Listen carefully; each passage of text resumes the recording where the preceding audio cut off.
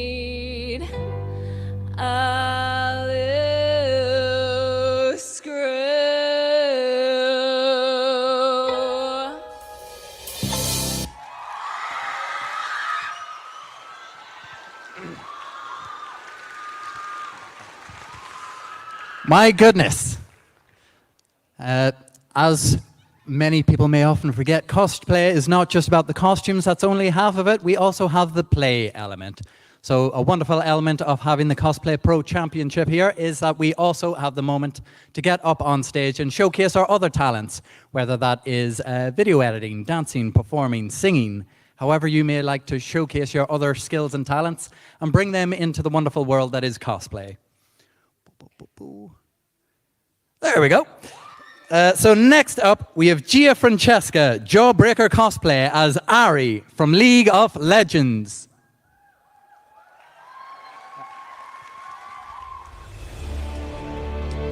Welcome to Summoner's Rift. Shall we?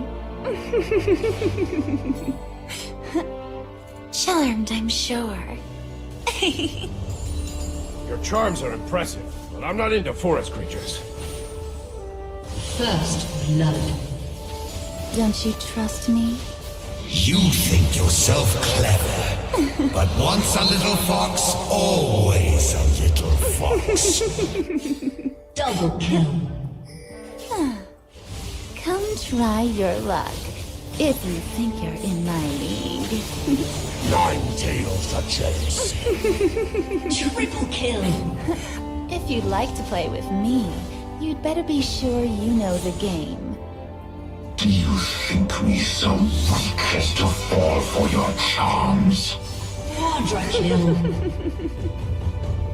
You aspire to be human. Oh, darling, there are so many other variants on mediocrity. Should I make your pulse rise? Or stop? Pentakill. Aced. Victory!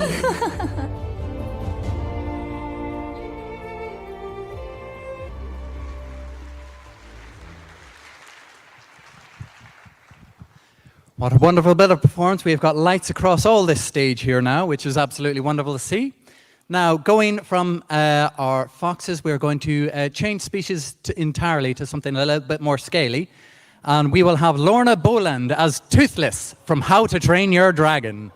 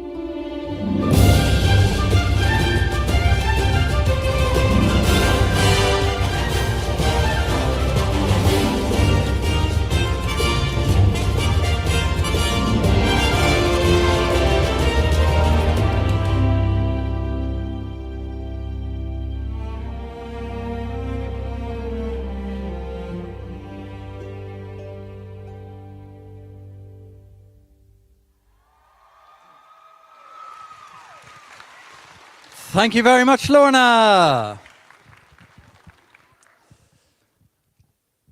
Now, if I could just go ahead and call all of our entrants back on stage here now.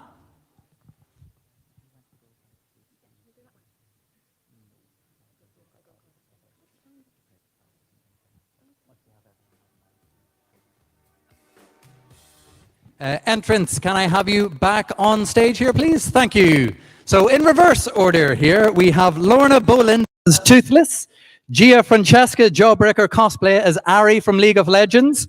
Oh my goodness, we're in all sorts of directions here now. I'll just go through the list. So we have Alex Alien Cosplay as Mikan Setsumi from Danganronpa. We have Dawn Seymour Close, Medieval Panda Cosplay as Yvain from Stardust the 2007 film. Michelle Keevan's Goober Chickenface as Lisa Mincy. Minky. Mincy. There we go. Thank you. Some of you Genshin Impact players out there could have corrected me the first time, huh? No. Right. Who else have we got here? We've got Kristen from Tintin Cosplay as Yoonjin, also from Genshin Impact. And our first entrant on here today, we had Sarah McClintock as Molly Muck Tea Leaf. So if all of our entrants would like to take a lovely big step forward, we'll take this opportunity now to have all of our wonderful photographers and all of you other wonderful people to have this opportunity to take some photographs of all of our wonderful entrants. So shall we spread out a little bit here, folks? We've got a lot of stage here to use. And strike a pose.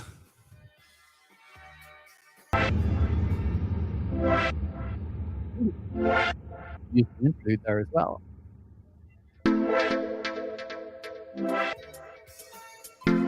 Now, if everybody swaps around so we get everybody else on the other side of the stage this way and this side of the stage over that way. And those in the middle can go wherever they like.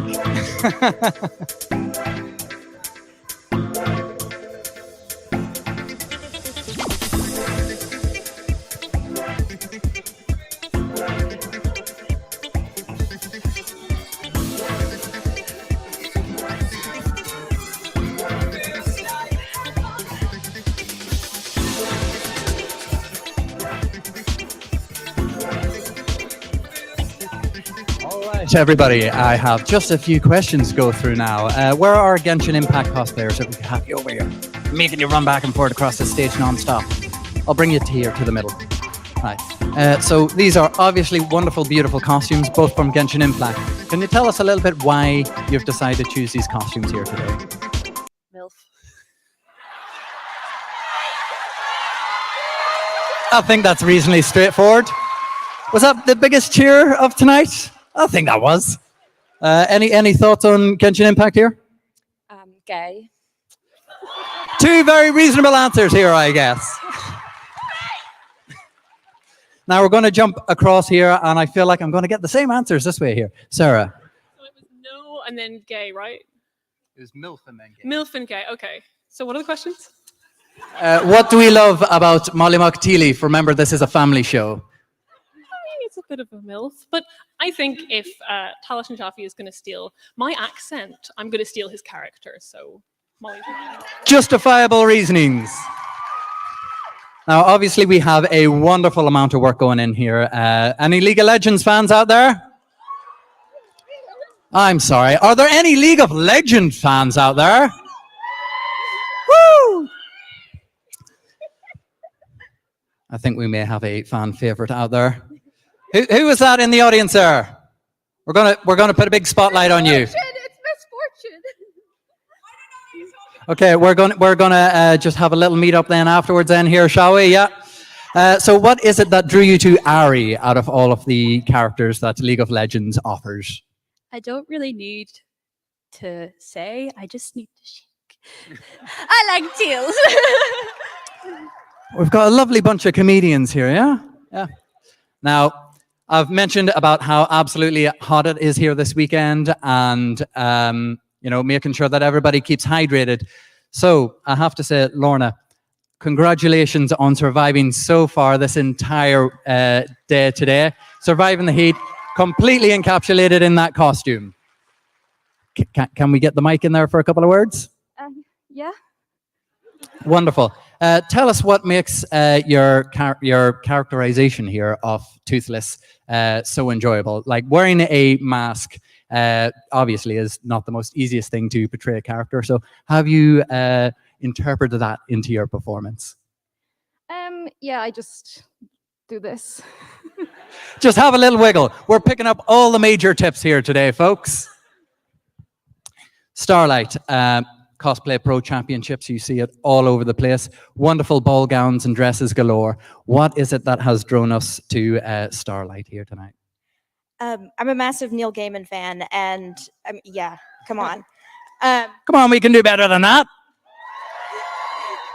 And it was actually my husband and I's most memorable date was to go and see this when it first came out. So it's been our dream to do this together. So it's actually our anniversary and we finally did it. So Big round of applause. What's his name? Jerry. It's my name. We're not engaged, are we? Oh my goodness. Hello, Jerry. Do you want to do my job? No. Grand. Well, pleasure to see you. Oh my goodness, matching outfits as well. Oh, you're just too cute, aren't we? Do we want to get up on stage, Jerry? Do we want Jerry up on stage? Come on. We got to get a couple photograph here. Jerry, Jerry, Jerry, Jerry. I've never chanted my own name before. This feels weird. Jerry, Jerry. Yeah! Come on, Jerry. Right this way. Yes. How can we slip through? Yep. Come on, make room for Jerry. We're talking about love here, people. Don't want to stand in the way of love.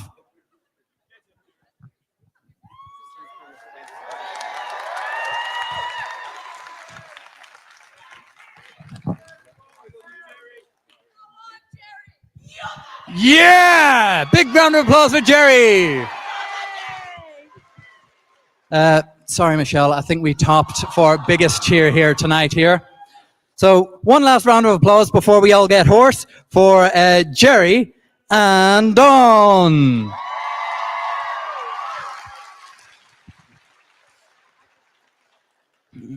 Now, Alex, I do have to ask, it takes a whole lot of confidence to come up here and to sing your heart out. How has this experience been for you today? It was really fun. Performing is like my safe place, so very happy to do so. Fantastic answer. We have an amazing little fan base down here. Do we know her, or are we just massive fans of Danganronpa? I need a drink. Oh my goodness. Oh. I think we've had a lovely little questionnaire with each of you now. I'll just go check on our judges to see how we are. Do we want to strike a lovely big pose for the audience again? We'll do some silly ones now. Get in nice and close.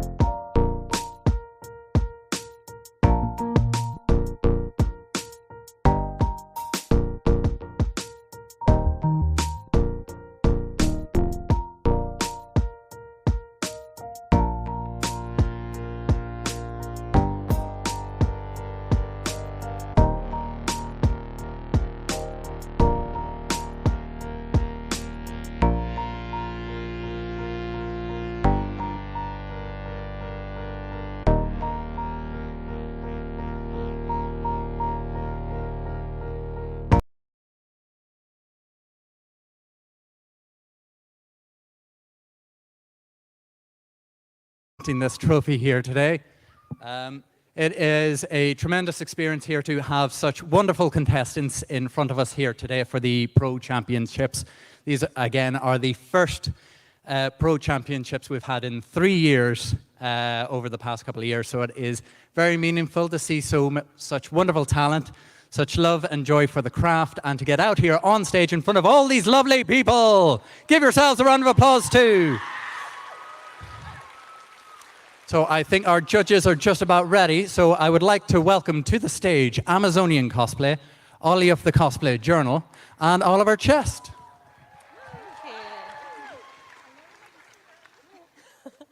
So we've had the absolute privilege of judging today, and we will do tomorrow as well. We've seen some really amazing costumes. So earlier today, we got to see all of these costumes up close for an extended period of time, look at all the details, see how they've made them, and then have the privilege of seeing these wonderful performances. So we have a couple of honourable mentions we'd like to recognise first because we either really love the performance or the costume. And yeah, so our first honourable mention we would like to give to Toothless. Go to the front of the stage. Go to the front, take a bow.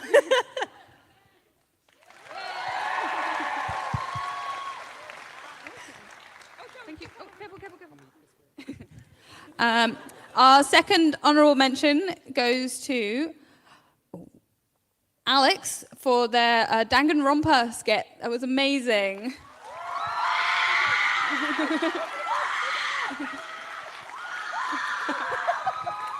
Alex, I think you have a fan club.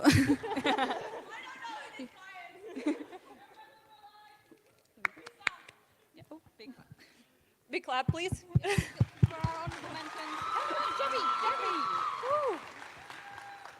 Okay, so 1 second. Technical just a moment. So we've got. Yeah, you got the mic. Yeah. I've got the mic. Got some lovely big checks that are going to be brought out for us. Okay, ready? Okay, so first off, it's been a pleasure. Thank you for having me here. And I would like to announce our third place. Our third place goes to Tintin.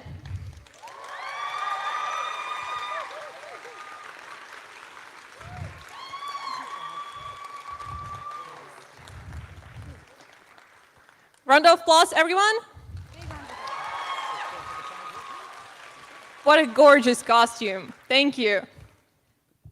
And our second place goes to... Can I see the check, please? That's not Derry. Look at it. It's okay. Jawbreaker Cosplay.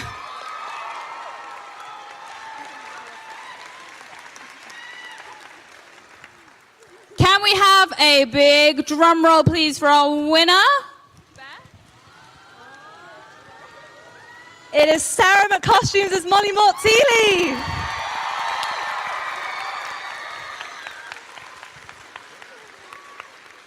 All three of us were so impressed with this costume. All of the details, every single layer of it was beautiful. So many details. And of course, we all got to see the wonderful performance. So another big round of applause for our first place winner.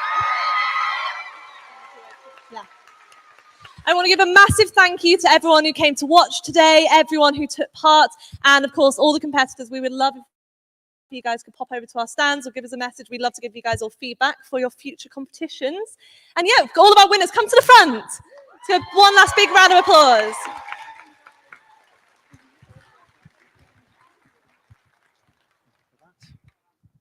Hi, folks.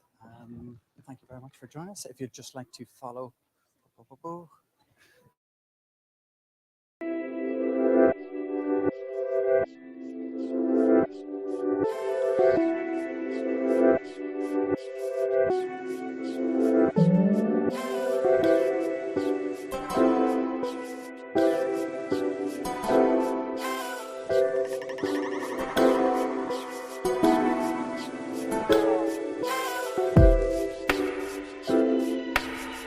Announcement. So I'm having a booth in a cosplay village, and you can actually see some of Ukrainian cosplayers that couldn't attend, but they could have, and you know the reason why. So if you are able, just please come and maybe donate towards Ukrainian relief to support those people, because they need your help right now. Thank you.